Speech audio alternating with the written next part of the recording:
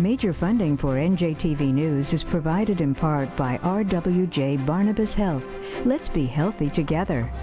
NJM Insurance Group, serving the insurance needs of New Jersey residents and businesses for more than 100 years. And Horizon Blue Cross Blue Shield of New Jersey, an independent licensee of the Blue Cross and Blue Shield Association. Tonight on NJTV News, lawmakers get ready to vote on a budget that does not have the governor's support. Governor Murphy visits the Department of Education to make the case that his budget plan is better for schools than the legislature's plan. The state's collected billions in fees on your 911 calls over the last decade, but local law enforcement agencies say they haven't seen a penny. Plus, the White House reverses course on separating families at the southern border, and one city hopes bronze will help bring in some green. Those stories and more next on NJTV News.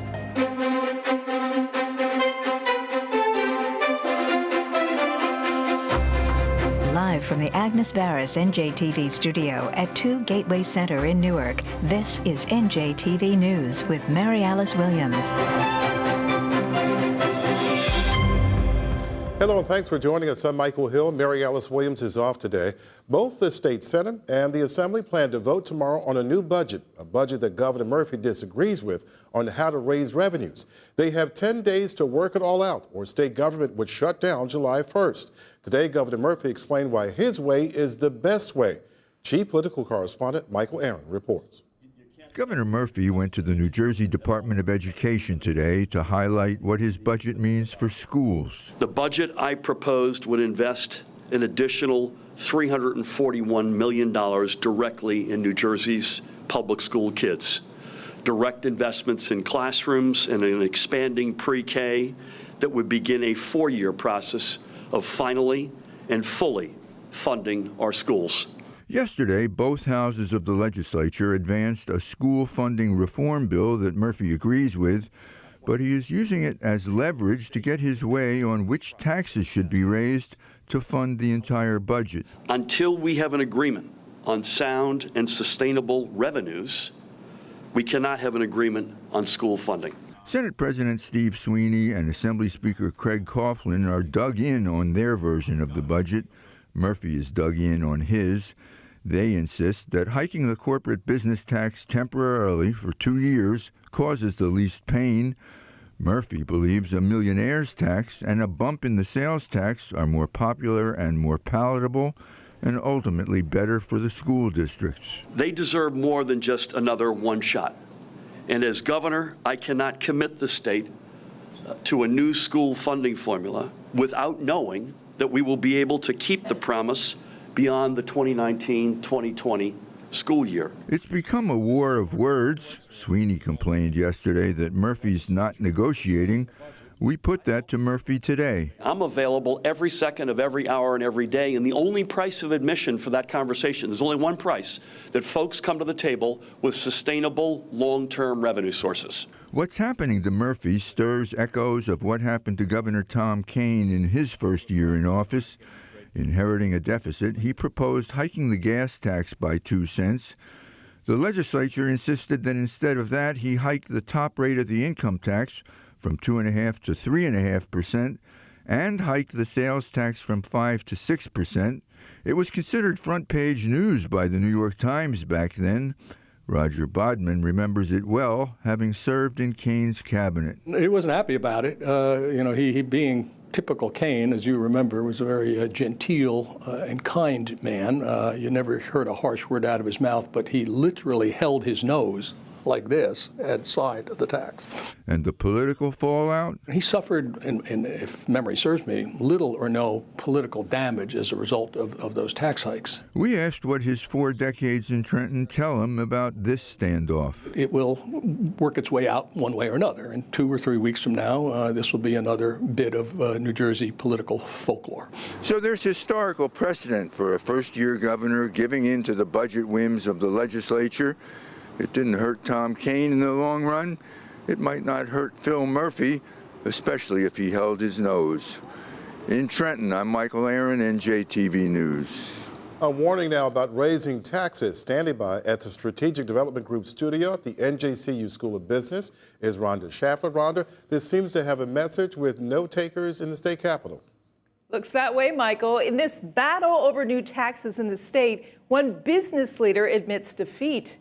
Tom Bracken, the president and CEO of the New Jersey Chamber of Commerce, said over his organization's objections, it appears this new state budget will be funded with either the corporate tax increase or a millionaire's tax. In his statement released today, Bracken noted that he testified before lawmakers yesterday that either tax would hurt the state's affordability and competitive standing, but apparently to no avail.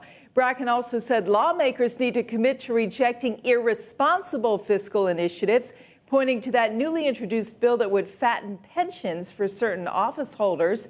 In Bracken's words, this kind of legislative insanity must stop.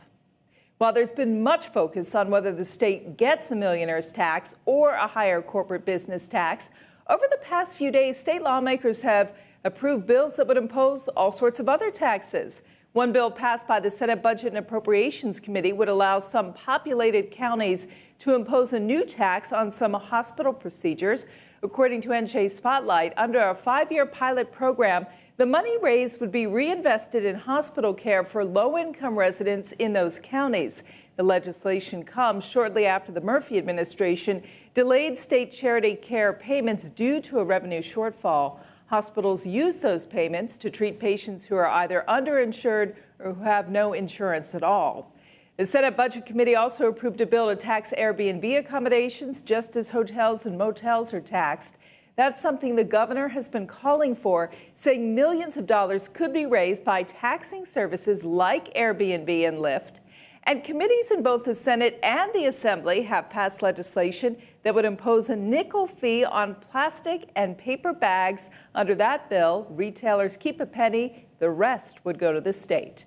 Turning to Wall Street now, stocks closed mixed. The Dow fell 42 points. And those are our top business stories. Support for the Business Report provided by Verizon.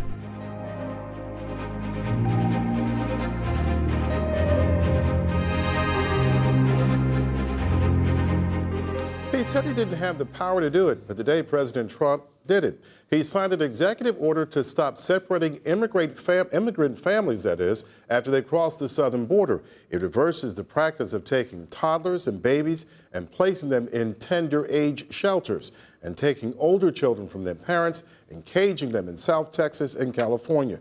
The backlash included former first ladies and folks from all political corners calling the policy un-American and inhumane. The executive order to keep and detain families together does not lay out how to reunite children, though, with their families.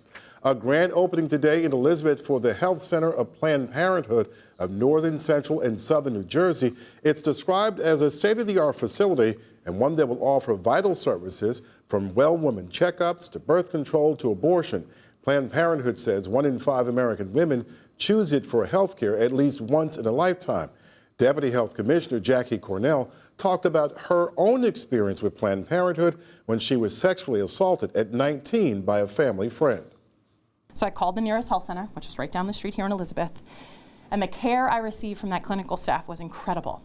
They were kind and supportive. I had insurance, but I was petrified that my parents would find out what had happened. And so the staff worked with me so that I could pay for my care out of pocket and on a sliding scale fee. But most of all, they helped me to regain a sense of control. I wanted nothing more than to forget that night, and their care and their compassion helped me move past my experience. Planned Parenthood says it can offer free services because of funds Governor Phil Murphy restored after the Christie administration cut funding for 8 years. Will surprise the world. That's what the owner of the Ocean Resort Casino has told the State Casino Control Commission. Bruce Dyfik is seeking a casino license. A decision could come Thursday. Dyfik said he has $40 million on hand to run the former Revel Casino when it opens June 28th. He said Oscar-winning actor, comedian Jamie Foxx will be a host on opening weekend. Advocates are eager for New Jersey to become the next state to legalize recreational marijuana, some for financial reasons, others for social justice, as we saw this week in Paterson. And you may say, well, why would children be smoking marijuana? Because if their parents have it, it's in their household. Reverend William Henry opposes marijuana legalization. He says government rarely does with the proceeds what it says it will do. But Reverend Charles Boyer is an outspoken advocate for legalization. Boyer recalls how a decades-old campaign has led to the disproportionate marijuana arrests, prosecutions, convictions, and incarcerations of blacks and browns. He quoted Harry Anslinger, the first commissioner of the Federal Bureau of Narcotics. There are 100,000 total marijuana smokers in the United States, and most are Negroes, Hispanics, Filipinos, entertainers. And they said their satanic music, jazz and swing, result from marijuana use. And they said this marijuana causes white women to seek sexual relations with Negroes and entertainers and others. You know what? That's the first time I've ever heard that, and that's alarming. Boyer's a familiar face in the halls of New Jersey lawmaking and the pastor of Bethel AME in Woodbury. He's encouraged his father, Reverend Alan Boyer, the longtime pastor of First Bethel AME in Patterson, to take a second, third look at legalization, a hard sell for the father who's seen lives falling prey to the opioid crisis right outside his church. But on Monday night, the elder Boyer and the Drug Policy Alliance held this forum on the justice side of legalization, his son on expunging criminal records. You can't make marijuana legal today, and it was illegal yesterday, and all the people who still have it on their records and are sitting in prison are still criminalized, and now today a whole bunch of young white men come in and are made the heroes, and they're the next Facebook and Twitter level folks. There's a lot of momentum, not just in New Jersey, but around the country, around marijuana legalization, and a lot of it is driven by the desire to raise tax money and to make money, and there's nothing wrong with that. But if that's the only thing we do, it is a failure. The state estimates legalization would add $300 million a year to its budget.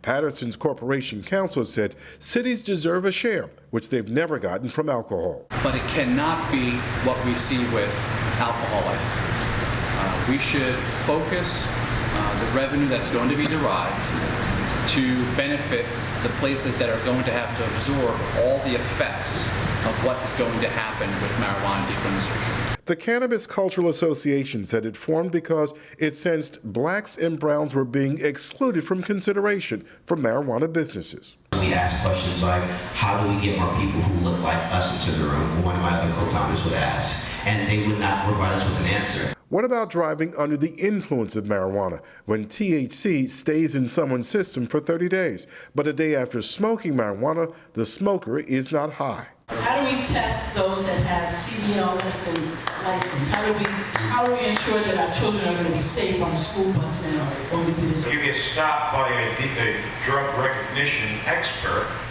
they may deem you to be under the influence. Lawmakers say they're still writing and rewriting legalization bills and urge the public to get involved. The senior pastor Boyer described this forum as informative and saying he hopes and he prays that legalization in New Jersey will take the sting out of the illegal drug trade and the impact he sees right here outside his church. In Patterson, Michael Hill, NJTV News. It's one of the reasons folks don't trust politicians who say they'll commit revenues to something specific, but most, if not all of the money, goes to something else. Brianna Vanozzi reports. We got an officer out there to take a look at the vehicle and see if there's anything we can do about that for you, okay? Dispatchers answering calls at the Monmouth County Sheriff's Office divert patrol cars and first responders as quickly as the calls come in. But law enforcement agents say our county and state 911 response systems severely lag the rest of the country because state government has been quietly raiding the fund intended to keep emergency systems upgraded for years. Everyone pays 90 cents on their 911 phone bill. Every single person that has phone service, regardless of carrier, 90 cents. None of that money has made its way to our 911 center here in Monmouth County, nor to the 192 PSAPs, Public Safety Answering Points, other 911 centers around the state of New Jersey. Just take a look at any phone bill, landline or wireless. You'll find the 90-cent fee tacked on among the rest of the surcharges and taxes.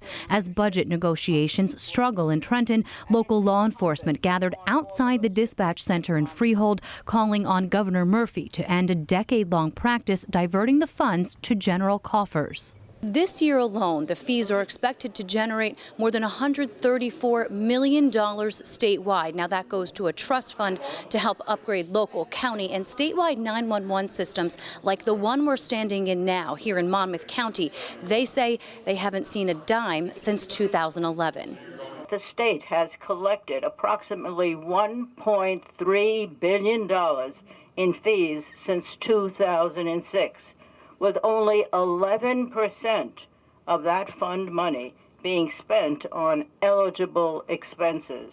What's worse, they say, legislators are looking to hike that fee up to 99 cents each bill cycle, along with an additional fee for prepaid customers. The bill says the fund is to equip PSAPs with what's called Next-Gen 911 systems, so you can send photos or videos directly with your emergency call and have pinpoint accuracy on your location. But law enforcement leaders doubt they'll ever see that money. We are using technology for 911. That was the old dial-up modems to try to figure out people's location. Meanwhile, you can find your son or daughter or family member on Find My iPhone instantly. According to an FCC report, New Jersey is one of just 6 states to use 911-related public safety funds for non-related programs. The Attorney General's office didn't provide comment, but did confirm the funds are allocated to programs in law and public safety, military and veterans affairs, and the Treasury Department. In Freehold, Brianna Venozzi, NJTV News. That'll get their attention. That tops tonight's Garden State Express. Our first stop, Bayonne. The city has 10 new residents on Broadway. Some are sitting, some are reading, and some are talking to each other. All are bronze statues lining the city's 3-mile-long main business district. The figures have drivers and pedestrians doing double takes. The city says it's restoring the district to its former glory, and the figures help invite residents to shop and dine there. Bayonne has added flower boxes, done some painting to spruce things up as well. But the bronze figures are by far the biggest attraction, especially with the kids. Next to Wall, they thought the sign was stolen, the result of something fishy perhaps, but turns out the sign, Maryland Jumbo Soft-Shelled Crabs at the Circus Drive-In, was not missing at all. The owner sums the confusion up to an oversight after the drive-in was sold last summer and demolished in May. The owner had thought the sign went missing this month. The drive-in was a Jersey Shore icon. It offered the classic drive-in experience with workers serving customers through car windows as the latest films rolled on the big outdoor screen. Finally to Jersey City for the so-called race without equal, or how about the race that seems to have no end? A dozen 70-foot ocean racing yachts all docked at Liberty Landing Marina. They're resting up for Monday in the final and 8th leg of the Clipper Round the World Yacht Race back for Europe. They began their journey last August in the United Kingdom and have sped through several continents. The skippers are the only professionals on board. They direct crews of rigorously trained everyday people daring to take on whatever they encounter on the high seas. The first person to sail solo nonstop around the world, Sir Robin Knox Johnston, co-founded this race back in 1996. It is now in its 11th edition. And that's our Garden State Express for this Wednesday, June 20th, 2018. Something up in your neighborhood? Tip us off.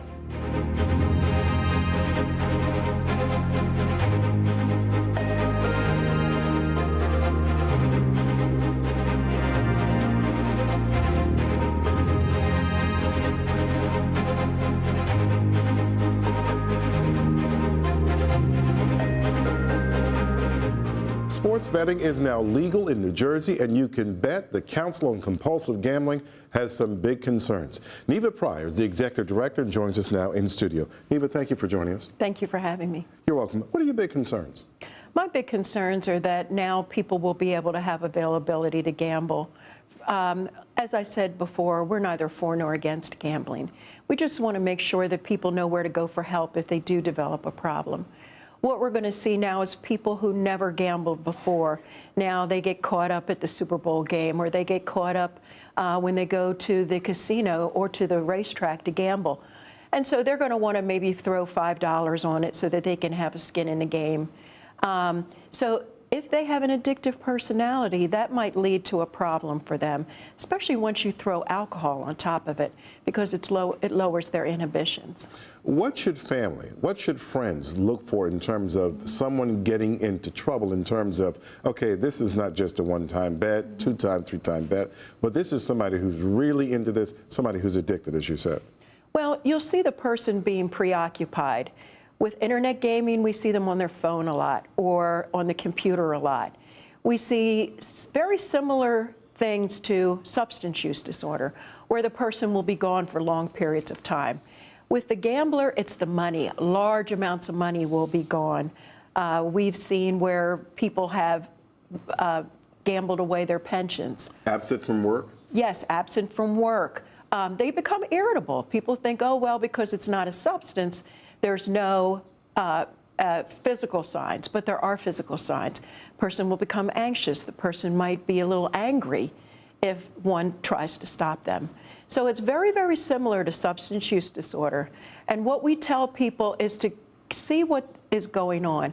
And if they have a problem, call 800-GAMBLER. So we can give them the support, treatment, and hope that they need. Neva, when will the council know that, okay, here we have now sports betting in New Jersey is legal, and we're seeing, what will you look for in terms of whether New Jersey is not weathering this as well as people want New Jerseyans to do it? Well, as quiet as it's kept, and I've been talking about it recently, 10% of our calls over the last quarter were for sports betting, and it wasn't even legal. So really, until it's analyzed, there are a lot of researchers who will be interested in the data. So it won't probably be noticed until we get that data. We ourselves will look at the 800-GAMBLER calls and see how many calls are coming in with sports betting as an issue.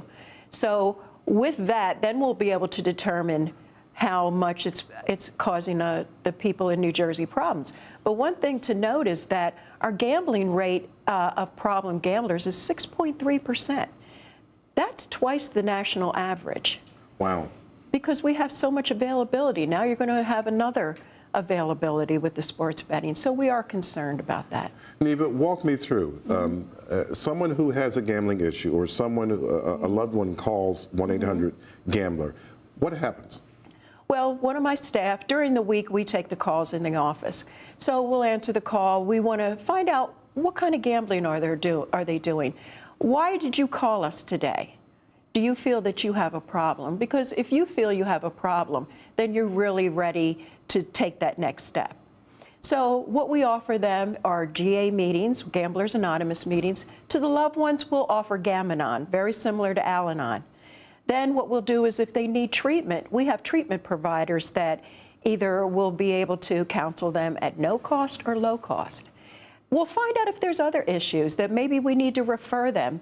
And we always check for suicidality, because 1 out of 5 gamblers will try to commit suicide in their lifetime. Are there resources being devoted to anti-gambling or anti-addiction in this realm that you need to do the job that you need to do to really help people? Well, like I said before, we're neither for nor against. Right. We just want to make sure that our name is there, that the 800-GAMBLER number is there if a person has a problem.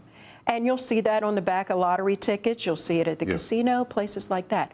That's what we need. We need the money to have billboards. Awareness. Yes.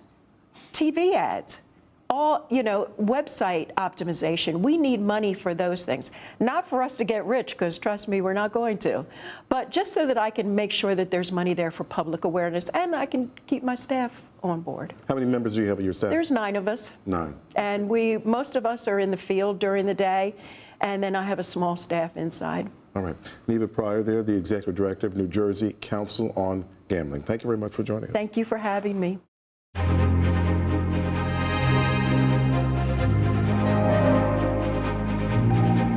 And now some noteworthy facts that help you know Jersey. With the upcoming openings of Hard Rock and Ocean Resort Casino, Atlantic City will have 9 casinos. 6.3% of New Jersey residents are problem gamblers. That's according to the state's Council on Compulsive Gambling. According to a Monmouth University poll, Tom Kean is the most popular New Jersey governor. And there are more than 8,000 Airbnb hosts in New Jersey. If there's someone who you'd like to get to know Jersey, share. Use hashtag #KnowJersey. Tomorrow on NJTV News, state senators and assembly members plan to vote on a budget the governor has vowed to veto. To share any story you've seen tonight, go to njtvnews.org. For all of us here at NJTV News, thank you for watching, and we'll see you back here tomorrow. Good night.